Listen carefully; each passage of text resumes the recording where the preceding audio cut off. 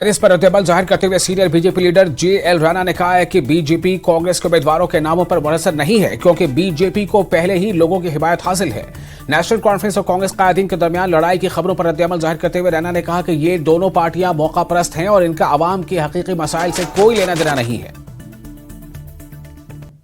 देखिए, ये तो कांग्रेस पार्टी का अपना प्रेरोगेटिव है कि वो किसको मैंडेट देते हैं, लेकिन लिस्ट देखने के बाद तो ये तो जरूर लगता है कि बहुत से लोगों की तपस्या शायद अधूरी रही। अगर मैं पवन खेड़ा जी का ही एक स्टेटमेंट उधार लूं तो इसलिए ये उनका व्यक्तिगत है। भारतीय जनता पार्टी अपोजिशन में कौन खड़ा है इसके ऊपर निर्भर नहीं रहती है। भारतीय जनता पार्टी अपने मेहनत पर, अपने नेतृत्व पर और अपना जो एजेंडा है, विकास का एजेंडा, यहाँ पर प्रगति का एजेंडा, शांति का एजेंडा, उस पर चुनाव लड़ रही है। इसलिए कोई भी हो विपक्ष में, कोई भी हो प्रत्यक्ष परोक्ष में, तो हमें उससे इतना फर्क नहीं पड़ेगा। भारतीय जनता पार्टी अपने कार्य पर, अपने संगठन पर और अपने संगठन के नेतृत्व पर, और जो हमने एजेंडा जम्मू कश्मीर की जनता के सामने रखा अपने संकल्प पत्र के माध्यम से, हमें उस पर विश्वास है और लोगों का आशीर्वाद हमें मिलेगा, भरपूर मिलेगा, पहले से अधिक मात्रा में मिलेगा।